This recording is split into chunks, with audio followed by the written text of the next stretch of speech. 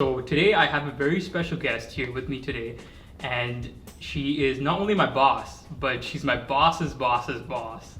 Yeah. And her name is Carla Carmichael. So welcome. Thank you, Osama, for inviting me. Absolutely my pleasure. And today we're gonna talk to Carla, have a conversation, and also congratulate her. I want to start off by congratulating her on her achievement of winning the Harriot Brookes Award by Women in Nuclear. Thank you. Yes, it was a great honor to receive that award. I think part of getting that award was actually being nominated by one of our male allies in the industry for the work that we had been doing together around skilled trades advancement for particularly women and underrepresented groups. So it was a great honor to be nominated by this person, but also to receive it by Women in Nuclear. Wow, phenomenal! And Harriot Brookes, just for a bit of context, is a very prominent figure in Canadian history. Mm-hmm. She worked under the Nobel laureate Ernest Rutherford. Fun fact: she was a physicist. Yeah, could you tell me a bit about her? And well, I mean, she was a physicist that worked and did that work. I guess she worked under situations where she was in a very male-dominated industry world, and led by Madame Curie, obviously internationally. And so it's an amazing honor to receive this after someone named who sort of led the industry as one of the first women in that area. So it's sort of special because of that as well. I mean, ironically, I think if my physics professor from university thought or found out I got the Harriot Brookes Award, they would be probably quite shocked. Because I'm not a physicist. Yeah. Probably didn't do that great in physics in university, but at the end of the day, it's really her demonstration, I guess, of being a woman in STEM at a time when it was very, not a typical thing for a woman to do. absolutely, and I totally agree. I think Harriet Brookes was a leader in the industry, and she broke new ground. And I think that's exactly what Carla has been doing in the industry, and she's leading that legacy in front of us. Oh, thank you. Not sure about that because there were a lot of women before me in this industry who I've taken a lot of guidance from and who've provided me with that role model. But yeah, you could say that when I did join the industry 12 years ago, that there were a lot less women, I'd say, at the big table, and there were many times that I was the only woman in the room when I worked in sort of the nuclear operations side. And then when I moved to nuclear projects, there were even less women, I would say, in the construction world. And so yeah, it's been sort of very interesting being in this industry, trying to advocate and advance women to join the industry, but also to advance their careers and become senior leaders for the future in the industry. So that's sort of been what I've been trying to do when I recognized this issue early on. And so I think that Harriot Brookes probably was trying in her own way to do that in her time. So again, just very honored to be named after her this award. So Definitely, I think that's a great pursuit, and something that I really encourage and support. So I think that's phenomenal. So a question that I have for you is, what does leadership mean to you, Carla? Well, leadership means lots of things because I think everybody can be a leader in their own way. I mean, Osama, yes, does work in my team, and he is a leader in his own way, leading sort of our innovation program. So leaders can be anybody at any level. I think leaders need to be inspiring. So if I think about the leaders that, I love to emulate, I guess they're people who inspire people to do things, and are visionaries and be able to create a team that sort of believes in their vision, inspiration, and wants to sort of help move that along. So to me, that's a great leader. Throughout history, most of the leaders would have been described as maybe visionaries and being able to lead the charge or whatever it was. And so that's what I think. Absolutely. I completely agree with you. I think that vision and that optimism and having that trust in people are some really good traits that leaders do have. What are some leaders that have inspired you and kind of been those role models for you in your life? Oh, well, there's been a lot of leaders. I mean, we were just talking earlier about how old I really am. I'm older than his parents.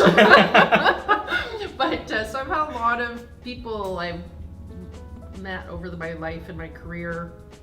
And so whether they're leaders or mentors, whatever you want to call them, I think that everybody has something you can learn from. When I started sort of realizing, I guess, my capability to sort of take on more responsibility and lead certain groups and change industries and all that stuff, I had a leader at that time who was younger than myself. It was a woman, and she was just so true to herself and so authentic. And I thought, to be a leader in the corporate world, you'd have to be very staid and structured and sort of not, I don't know the word, but maybe cold. And she was just completely opposite. And I sort of realized that you can be authentic and you can be your true self and still be a successful leader. And in fact, I think people relate better to people like that. So she was one of the people that sort of made me realize you could be authentic and still be seen as a good leader and show vulnerability, show your true self, all that stuff. So I've sort of used that in my career and in all my relations and interactions. And so, she was one of them. Then, I've had some very strong male role models in my life as well who have done nothing but support me. And I don't even mean mentor, but sponsor me, where it's been, advocating for me behind closed doors or whatever it might be. And that's you can see that in that and as a leader, you want your people want to know that you're doing that for them, that you're not judging them, you're not criticizing them, but you're helping them and you're growing them and enabling them. And so when I think about people that I've met throughout my career and people that I most want to be like, I guess that's the kind of person I've always wanted. That's kind of what I want to be, right? So anyways, I don't have a specific leader that I emulate, but many people and very different characteristics around these people have kind of created what I think is a good leader. Wow, no, I love that. And just to add to your point, authenticity. I think Carla is actually one of the most authentic leaders out there and so transparent. And I think one of the first times I met Carla, I was a student, and I was speaking to Carla as if, she had this friendly atmosphere and this vibe that she gave out. And when I spoke to you, it was just so it was almost like we were friends, and we were able to form that relationship right away. And afterward, I remember looking up Carla on LinkedIn. I'm like, wow, she's a VP. Oh my God, at OPG. And I was just shocked because for me, these VPs and leaders, like you said, they sometimes have that, I don't know what it is, they intimidate people. They not purposely. Yeah. I think people just are intimidated. I don't know why, but they are. And it's our role to break that barrier down and to make people feel like, we're approachable and we can have a dialogue and talk openly, because it's the only way people learn, right? And that's how I learned about you, right? I mean, we were at in Ottawa working together. I think it was the young nuclear Hill Day, when you were part of the young nuclear group and I was part of Women in Nuclear, and we went together to talk to some MPs, and I was just fascinated because you were, you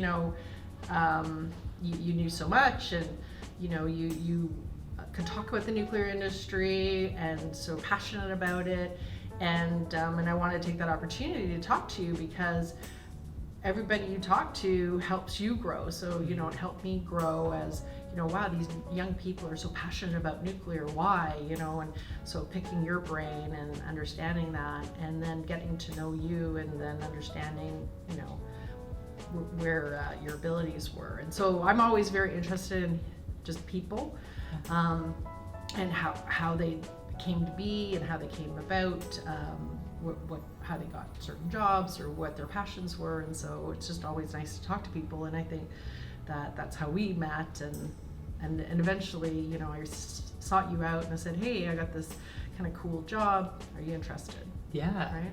Yeah. So young people always talk to VPs, whether they're unapproachable or not, because you never know. Absolutely. Yeah. So I'm so glad we bumped in that day, and now I guess I'm working for you. So and yeah, and we may be friendly, but there's still expectations. Absolutely. Just so you know. Definitely. And I like the thought about mentorship and how there were other men in the industry who were kind of like mentors or supported you. And when there's minorities in any industry, I think, for example, women in the nuclear industry, having that mentorship and support goes a long way. And for example, Harriot Brookes, her mentor was Ernest Rutherford, and he really pushed her in her ambitions toward physics and science, where he even compared Harriot Brookes to Marie Curie. Yeah. And so how can men support women? Like, what are some basic ways in which men can support women and other minorities in our industry? Yeah, and I'd say other women could support other women as well, but at the end of the day, it's about recognizing, obviously, unconscious and conscious bias in your behaviors and how you deal with people. And we all have it. Doesn't matter who you are or what your background is. We all have unconscious bias, but recognizing that it exists and administering tools to sort of counteract it. So we're at a table of nuclear people. 80%, maybe more, will be men, and probably white men at a leadership table. When you're going around the table, make sure you ask the people that haven't said anything what their opinions are, what's their input, because you may find that they have good things to contribute, but because of their culture or their insecurities or whatever it might be, they don't want to say something or they feel intimidated. But by asking them and then validating that they've contributed to the conversation is where, that's just a simple example. And that happened quite a bit in my career at the beginning, where, I came in not only from outside the industry, but not with a technical background. And so I was dismissed quite a bit in conversations, but I always had that one or two advocate or male ally that would say, Carla, what do you think? And then sometimes I'd start talking and then I'd be cut off by somebody. And then it always helped if that person would sort of stop them and say, let her finish, and then validate what I was saying. So it gave me confidence to continue contributing. So that's a sort of one tactic to use, but there's many. I mean, there's lots of unconscious bias training, and I think every leader, particularly in this era that we live in, needs to recognize this and take training in it, and recognize that it's not just gender specific. It could be cultural specific, race specific. So it's just understanding what those barriers are and helping them kind of overcome them. I mean, but it could be anything. When I started in the nuclear industry, I had this boss who, let's just say, he was very intense,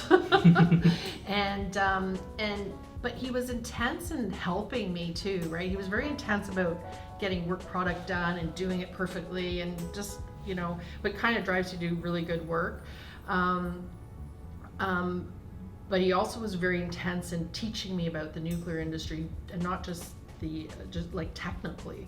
So I could privately say to him, hey, there was a conversation in this meeting about some technical thing that I had no idea what they were talking about, and then I could go to him after and say, can you explain that to me? And then he'd take the time to explain to me, you know, what a pressure tube was, or whatever it was in those days that I needed to learn.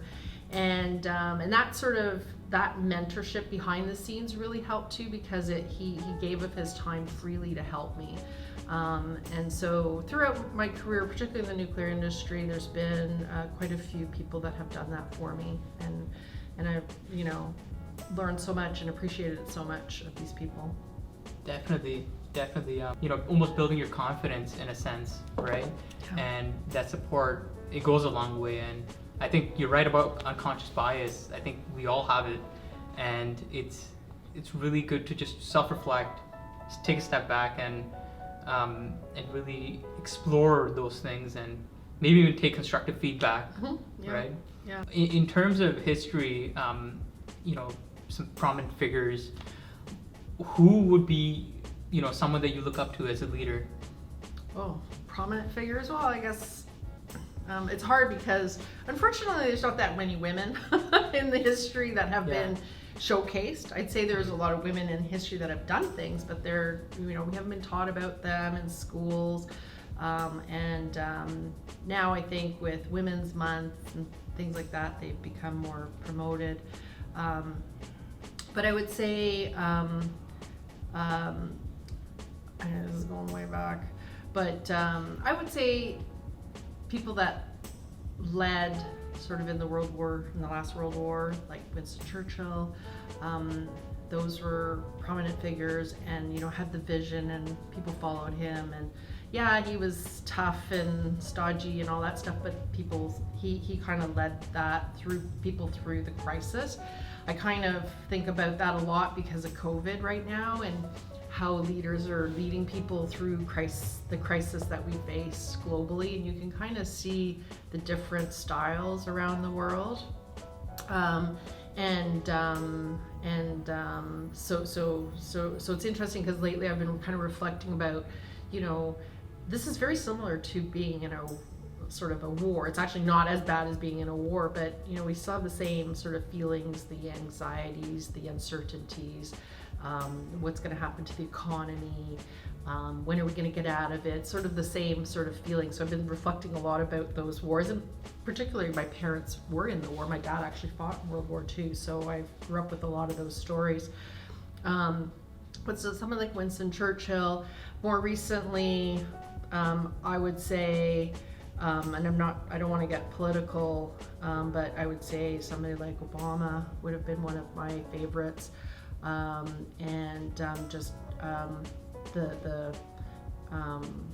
The optimism, I guess, that he brought to the nation. I'm American by birth, so sort of still have, you know, that whole, like, I am American but Canadian spirit. Yeah, so I'm always kind of following that. But I did like what he brought to sort of the American culture, and change. So things like that, people like that would have been people I follow and you know, look to see what they're doing and to learn from. But I do believe, I fundamentally believe, because everybody says, well, who, you know, do you learn from and stuff like that. I have this concept called the good, the bad, and the ugly, and some people have heard me talk about it. And I think that you have good leaders, bad leaders, and ugly leaders, and they're just, that's the way it is. The world will always be full of that. But you can always learn from every one of them.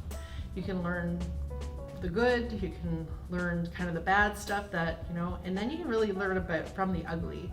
And reflect on those things and wonder and ask yourself, like, why is that good leader good, and how can I emulate that? What can I learn?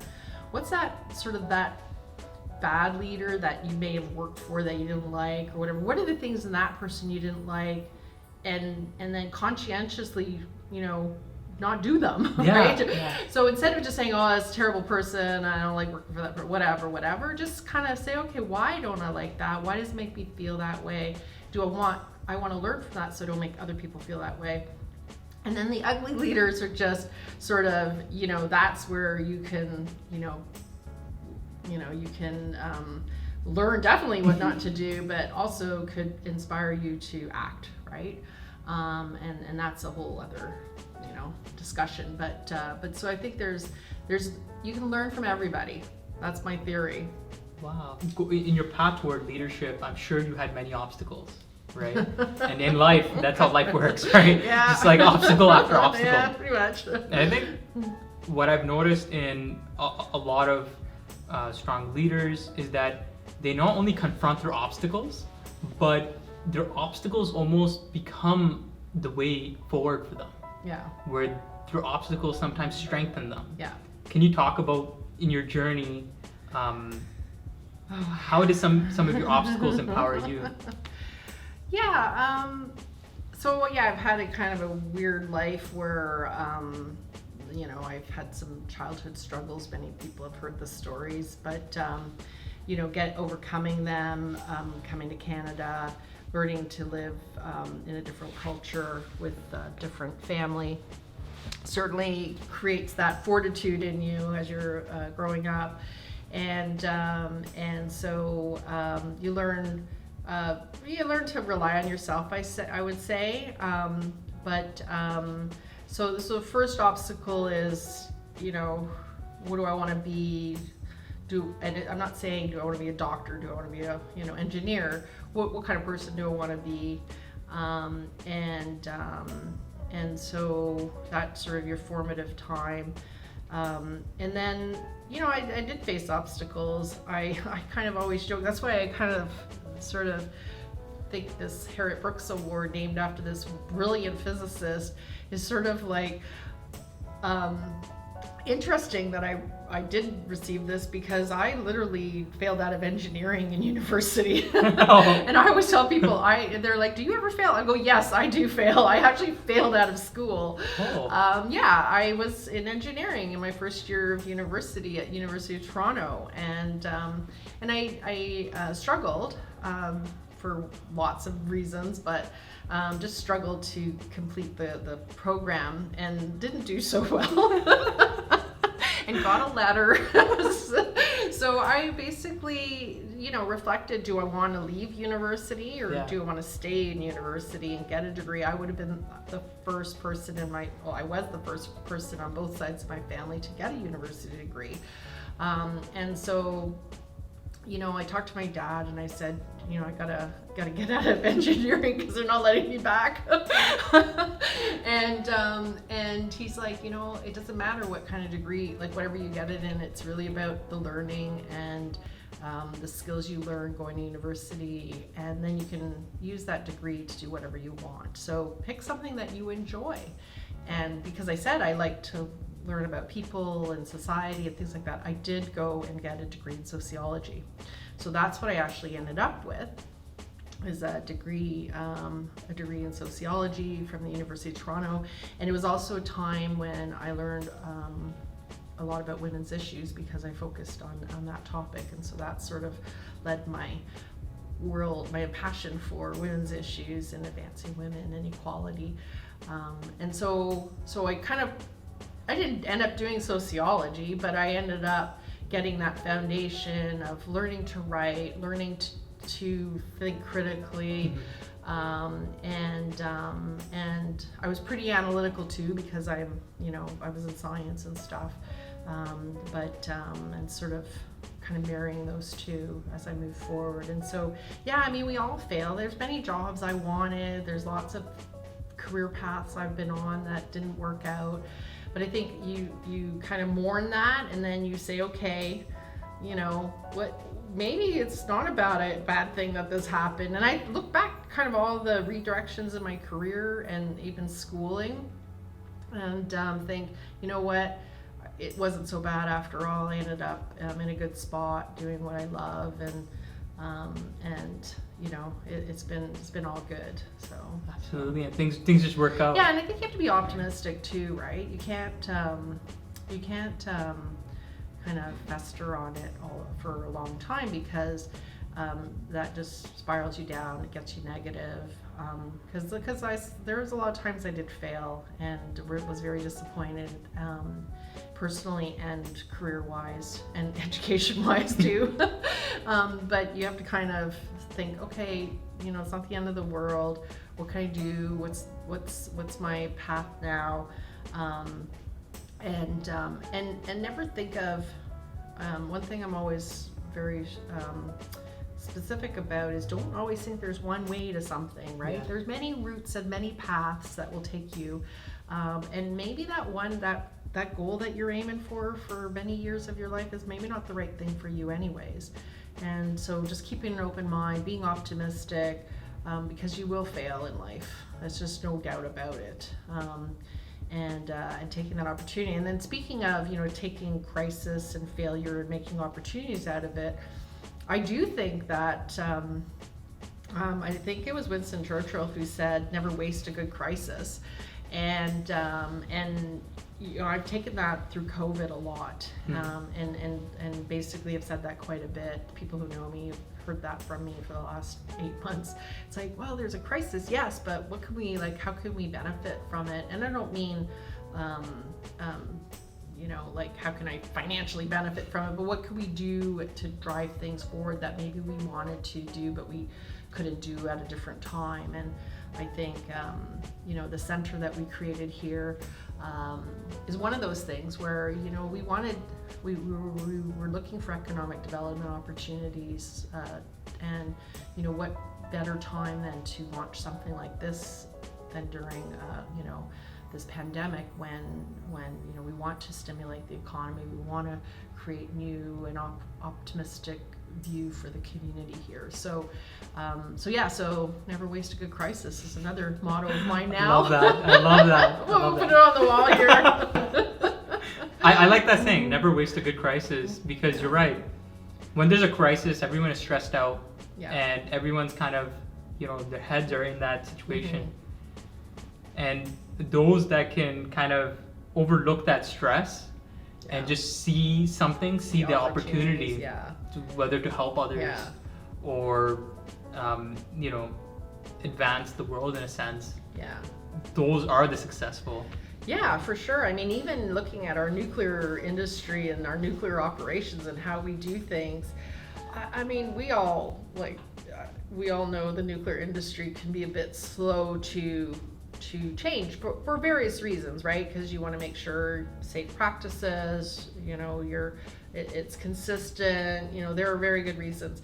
But we've also been slow at adopting to technology and innovation in process, right? And by virtue of this pandemic, we have been able to basically change processes and work way more efficiently than we ever thought possible, because it was very difficult to move that the slow moving train, and now we've had to kind of create the bullet train to change, right? Of course, making sure there's still safe practices and all of that, but you can just see in the way people are working, it's much more efficient, so decisions are being made quicker and things like that. So even just in our work practices in this industry, it's been quite beneficial. Absolutely, I completely agree with you. I think there are positive changes that are being made, And just going back to a couple, our conversation where you're talking about your failing out of engineering. Yeah. Right? Yes. I think that's actually a really powerful story because I remember failing a course in my university undergrad, and I was so shocked and kind of disturbed by that even bringing that up would kind of haunt me. Because it made me feel like a failure. And I think having the vulnerability and openly talking about your failures, it inspires us because, hey, look at you now. You have engineers working for you. That's right. Right? I talked to some parents they're like, oh, my kid's doesn't want to do math or engineer, whatever it is, or they're not following in their footsteps or whatever. And I'm like, hey, look at me, I'm a sociology grad. So I don't think that predetermines what you're going to do in life, what you get a degree in or what you've done early on. It's really about what you end up doing after and how you live your life and progress. So I did end up going to school and then eventually getting my accounting designation and an MBA. So I ended up in the business stream, but which led me then to OPG. But yeah, you just have to kind of find yourself, but not let the fact that you maybe failed in something, ruin your rest of your life, right? There's so much opportunity, and honestly, people think they have to have it all figured out in their 20s. You young people think you have to conquer the world in your 20s. I love the passion. I always, people complain about millennials, but I love millennials. And what are you, Gen Z? Gen Z. Gen Z. I love the sort of, excitement that you guys bring, and millennials, maybe they don't want to wait forever to become president, but that's great. I love that because we need that passion, we need that drive. So I always loved millennials. I never saw anything wrong with them. And if you want a career move and go elsewhere, please do, because I think everybody has to grow. Nobody should be stalled and held back. And so I love the new generation, and think it's pretty exciting. So don't ever let one failure think, oh my God, I haven't made it somewhere when I'm 25 or 30, so I'm never going to make it anywhere. I only became an accountant at 31. So that's really when I kind of started, I'd say, my career, because I had children already too at that time. So anything possible. You just kind of keep being optimistic. Of course, you have to be dedicated and focused and put your hard work in. There's no getting around that.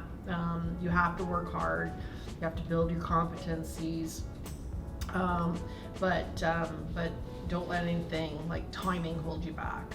Wow. No, I completely agree with that, and I think that's something that young people do worry about, because everything on social media is kind of like, oh, I've just graduated with a PhD. And I'm like, okay. I know. I just had a colleague of mine win a under 40 award. Yeah. And boy, and that even made me feel like an underachiever. I feel like such an underachiever, but it's all good, right? Everybody's at their own pace. Everybody ends up doing what they can do. It's not a contest in the world. But what I'd say is, don't let it dismay you, because there's so much time, there's so much opportunity. And the other thing too is, I would say, and my husband always says this about me, he always says, because I've been in various industries, and and he always says, and jobs, and he's like, whatever job you're in, for some reason you make it sound so exciting.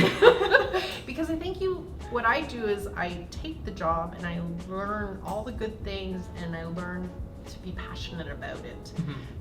Because sometimes you're not going to end up in a job that you love or industry you love, but you have to pay the bills. But be positive and optimistic and try to be excited about it, and you will end up being excited about it by finding the good in it. And so he's always like laughing at me, because right away I'm like, oh, I'm like so excited, and he's like, I don't know how you switch so quickly, but it's just I find the good, I find the passion in it, and I think that's important for people too, to sort of to be happy and to be fulfilled, I guess. I really like that optimistic approach, Carla, because optimism itself breeds positivity, right?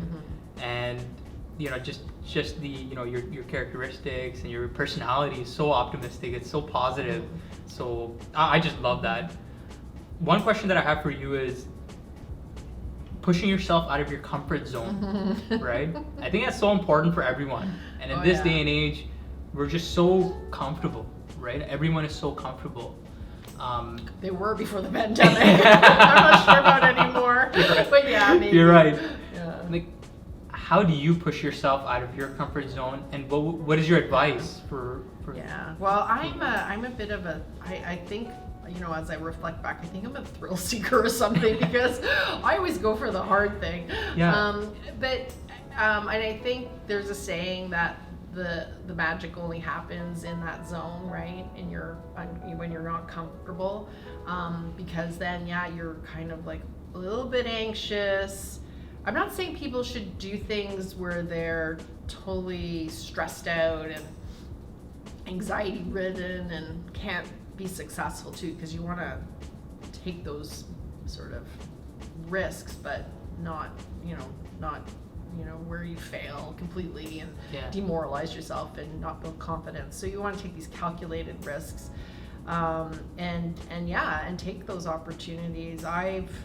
That's sort of been my career path, is taking opportunities in areas that I would never have thought. I mean, who would have thought I would be leading this decommissioning program for OPG, which is a very substantial program for any nuclear utility, particularly OPG, since it's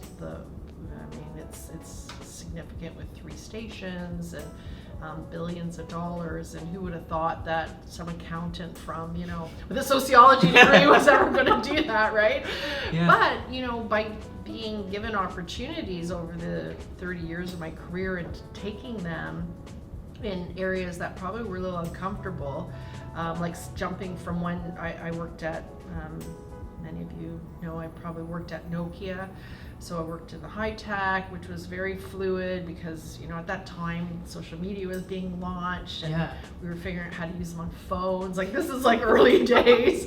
First, smartphone capabilities were being launched at the time, and so it was very exciting, very fluid, very entrepreneurial in its own way, even though it was a large company.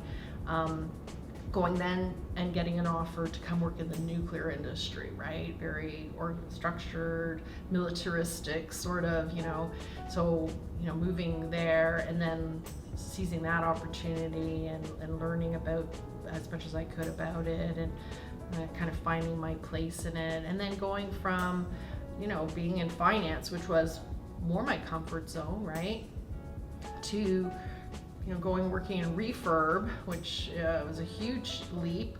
Not working in finance, working in sort of areas that I could transfer my skills, but not having had any experience in that before, and then moving to decommissioning strategies. Another thing where don't know a lot, but bringing skill sets that are usable in this area. And so just, I think, if you get opportunities, or when you're looking for opportunities, think about the skill sets you can transfer, not necessarily what the job specifically is or the industry, but what are those skill sets you can bring, and then making yourself feel comfortable that you can succeed, because you do want to succeed. You don't want to, like I said, take unmitigated risks. You want to take risks, but nothing too extreme, and then building on those skill sets that you're bringing, and that's how you'll be successful. And so just know that everybody has skill sets, and they are transferable usually. And just seeing that possibility is where you can do that. Definitely. And I really see that, where those skill sets of for example, your experience with Refurb, taking on that mega project and transferring that to another mega project like DCOM, or your experience with Nokia, which was such an innovative, multifaceted company, entrepreneurship and technology innovation driven, and then transferring that to an industry which could really use that, where the nuclear industry, we need that innovation, we need that advancements in technology, and I think that's a perfect mix. Yeah. And you kind of built that, it's kind of layered upon layered. It wasn't intentional, it just happens sometimes, right? Yeah. But yeah, like one of the things too, because I'm assuming most of your audience is maybe younger than myself, but one of the things too is round yourself out, right? So yeah, you're an engineer, you're a HR person, you're a finance person, whatever it is. Round yourself out. Take those opportunities that build on that, right? So, because I could just be an accountant. I mean, that's what I was trained to do, an accountant with a sociology degree. I could be just an accountant, but then when I was at Nokia, I was offered an opportunity to lead brand and public relations for Canada, and it was a global company that gave me all that training, and so I brought that branding and public relations training to sort of this role I'm in today, and I was offered that opportunity and I took it and I did it for 3 years, and it gave me so much more than just being a finance person, and then you kind of say, okay, what else can I build? And I built commercially managing contracts, let's say, from Refurb, and understanding commercial strategy and contract structures and stuff like that, which I now can bring to this role as we sort of advance, the work here in terms of how would we execute it and stuff like that. So it's building, but sometimes it happens organically. You don't even realize it, and then you're like, wow, I kind of got all these little pieces put together, and maybe I can actually do this other job, right? Which is kind of what happened here. No, I really. I'm really now understanding your journey and how you navigated your course, and it was so fluid, it was so organic. But just telling that story and sharing it gives a lot of insight, and it gives others confidence that, hey, listen, you don't have to have that narrow approach. That success can come from these experiences. And I would also suggest that, and tell people that you want to do other things, right? I find I mentor a lot of people, and many times I hear, well, I didn't get this job, and I don't know why. And I'm like, well, did you tell them you want the job? And they're like, well, no, they should have known. I'm like, no, people don't know, right? So if you want something, ask for it too, right? Now you may not get it, but the worst thing would be just no, and then why would be, okay, well, these are things I need to sort of round myself out, learning, developing these skills, and then you can maybe get it next time. But if you don't tell people, they don't know. And so, I'm not saying be, pushy and, all that stuff, but just, there's lots of opportunity to say, hey, that's an interesting option, and I'd like to talk to somebody about that more, or whatever, and learn as much as possible. But you have to talk to people and tell them that you're interested in being more than X, if that's what you want. There's nothing wrong with being just X, but if you want to do more, you have to tell people. Absolutely. Just your point about, in a sense, your identity, right? Where you said, I was an accountant and I did sociology, right? And I work, kind of going into this technical industry. And I think what happens nowadays is a lot of folks, they're so held up on their identity. Like, hey, I'm an engineer, so I need to be doing calculations, and I can't build these others, and it holds you back. Because you stop building these other skills, and you took on these challenges where, for example, branding, which was kind of like, okay, right, very different. But then in the for an accountant with a sociology degree, absolutely, or these technical challenges, and you kind of branched your identity out, and and kind of was open to embracing these different fields. So I really like that, because I think people nowadays, they kind of associate their job with their identity, and then they forget that, hey, the world is vast, right? The world's your oyster, right? Yeah, for sure. Especially in today's society, you can't just, I'm going to be an engineer and do this for the rest of my life, X, right? Yeah. It just doesn't happen anymore. And I mean, I guess it does in some worlds, but if you're, like yourself, want to do more, you can't just, be only an engineer. You have to do other things and learn other things, and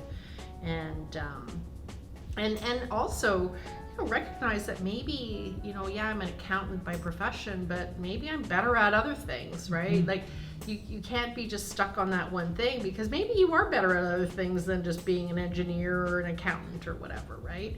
And you can bring more value add doing something else, and it might even make you happier. I'm not saying being an accountant didn't make me happy, but this is a lot of fun. I look at some historical figures, right? Like I'm reading the biography of Leonardo Davinci. We know him because of the Mona Lisa, right? And it's amazing artist, right? Well, he was much more than an artist. Absolutely, yes. He was an engineer. That's exactly. He was helped the military, right? Military with different innovative technologies. Yeah. He was very into geometry. Yeah. I think, didn't he invent the helicopter or something? Or the early concept, designs, early definitely. designs and thing. I don't know. Yeah, I just remember learning about him, that he was much more than an artist, even though he was a fabulous artist. But I think that whole scientific, because he did a lot of study of the human form and all of that stuff. And I think that just goes to show that you could be so multidimensional, right? That you're a famous artist, but you have so much other capabilities, right? Absolutely. And I think it kind of leads you down that path of self-discovery, kind of leads you down the path of self-actualization, right? Like, this is who I am. So what was that moment for you? Oh, like, goodness. Just from an outsider's perspective, Yeah.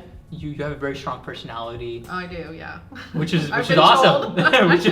which is awesome. Yeah. And I just love it, right? Like, what was that moment for you? At what age did you realize, like, self-actualize? Like, this is who I am. This is who Carla Carmichael is. Wow, that's a good question. I was fortunate enough to be sent on a course.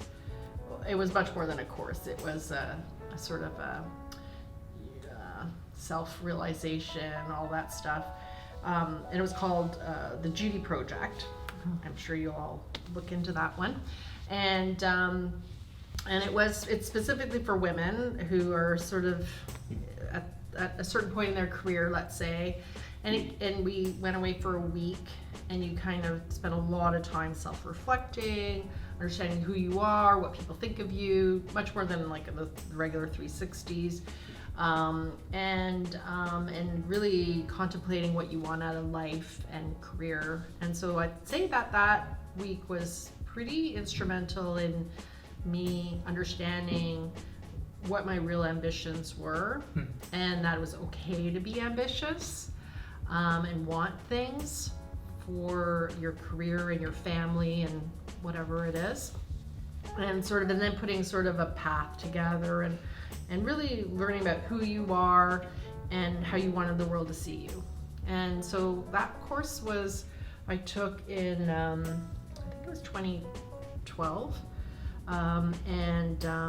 So it's been about 8 years. And so it was just the best thing that sort of focused what I was really wanting to do, how I saw myself, and kind of giving me that path, and also let me be the person I wanted to be. Right? I think that was the time I realized, you know what, I had a passion for women's issues early on in my life, and like many other women who are balancing career and family, you know, you can't do everything. Like, I don't believe in superwoman, it doesn't work. So you have to kind of figure out what you can do and do that. And so I didn't have a lot of time to mentor other women, or do those kinds of activities. And after that week, I wanted to I wanted to do something that was much more than just work. And so one of the things I was so passionate about was women's issues and equality. And so I started sort of focusing on that. And that's when, you know, with some other women at OPG, we launched the Women's Leadership Forum, and began that program.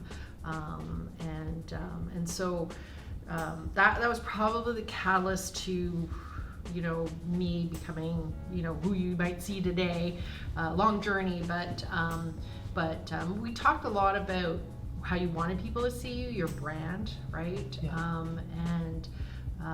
And so how do you kind of, not in a negative way, but how do you create that brand? How do you sustain that brand? Because branding, and you know, I knew a lot about branding. I mean, I learned from Nokia, which was the #1 brand in the world, how to brand, but not to brand yourself. And so learning how to do that is very important for people, because what do you stand for? I mean, it doesn't have to be career branding, it could be anything. What do you stand for? What do you want people to know about you and see you as? And so that week was sort of that week where I really sort of learned all that, or at least sort of it crystallized, I guess, in my mind about who I was and what I wanted to be. Wow, that's a really good example of how that course, and I guess that allowed you to self-reflect and really piece those puzzles together. Mm-hmm. And I really like the fact that you want to give to a cause that's, you know, that's in a sense greater than an individual, mm-hmm. right? That the cause of women, empowering women mm-hmm. in our mm-hmm. societies, mm-hmm. and kind of motivating them in different industries, especially the nuclear industry, where it's not female dominant, or it's very male dominant. Yeah, right. In most roles, yes. What's your vision for the industry? Oh well. In the next 5 to 10 years.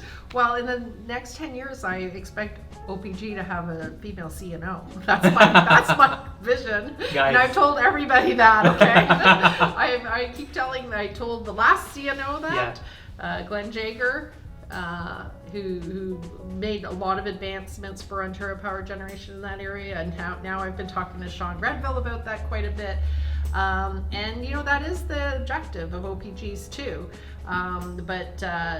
You know, when I started talking about it probably 5-6 years ago, I'm not sure people actually believed that it could happen, but I think that now with everything going on, and the support that women are receiving, that, you know, it is possible. I know a few women who are on that path now, so wow. They're young, they'll still take a while, but I think that would be a great thing to see for us.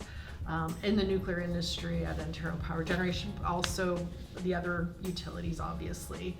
And if they beat OPG at it, great. I'd be happy. I'd be happy if you know, another utility that had the first female CNO in Canada. There are female CNOs in the U.S. It's just Canada hasn't reached that yet. So for nuclear, that's what I'd like to see. Absolutely, and I think that day will come very soon. And it's leaders like you that are breaking that new ground and paving the path for those, you know, those that are coming after, right? Making that path a lot easier for them. And I think that's, in a sense, what leadership is. It's navigating those waters that aren't so friendly at first, but then after the storm, it's like nice and smooth. Yeah. I don't know if it'll ever be smooth. We have a long way to go. And I do get concerned about the pandemic's impact on female advancement, just due to the fact that, you know, many women have been stuck at home because, you know, they don't have childcare, they don't have schooling, whatever it might be. So I do worry about that, the advancement of women, just because of something they can't control. Yeah. Because women typically will be the ones that stay home to look after the kids. That's just the statistics. So I do worry that this will set us back, but I'm hoping that even if we have a little step back, we can do 10 leaps forward eventually, and that the industry can sort of figure out how we don't step back for women in the nuclear leadership area. So we'll see. I think time will tell on this one, because we're sort of still, what are we in wave 2? And so we have a long way to go, and so we'll see what happens. But I'm really hoping, and I do, and I'm trying to give a spotlight on that issue, that it doesn't become a systemic issue that women now have to overcome too here. Definitely, I'm glad you brought awareness to that. And Carla, I love your optimism. I love your energy, and I love your drive and your vision. And those are some of the things that I really like about you. To be honest, it's been such a pleasure working for such a strong leader, right? And I'm having lots of fun in this group with launching the center with my team. So thank you so much for sitting down with me, having this conversation. I learned lots. Do you have any last words? Well, no, thank you for inviting me. And like I said, I love this new generation, the sky's the limit. And I look forward to kind of, eventually retiring and looking at, how you guys have created a diverse working team in all of the industry. That's what I like to see. My retirement is nearing, so I know that it'll happen. Oh, not yet, Carla, please. Just got in here. Well, and I'm very happy with the next group of people coming, so I have no qualms about it. And I really hope that I will be sitting there in retirement thinking, great, what a great industry. It's diverse, it's got a lot of innovation, it's got a lot of enthusiasm. And I mean, this, nuclear industry in Canada right now is, it's renaissance, the sky's the limit. Yeah. So I can't wait to see what you guys do with it after, I'm not here. But I'm sure it'll be great things. Thank you, Carla. And I'm sure that dream will become a reality in no time. What, my retirement? Well,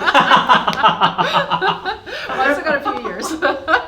No, I meant the other things. Yeah, I know. I'm teasing you. No, that's great. So thank you, and have a nice day, guys. Thank you. Bye.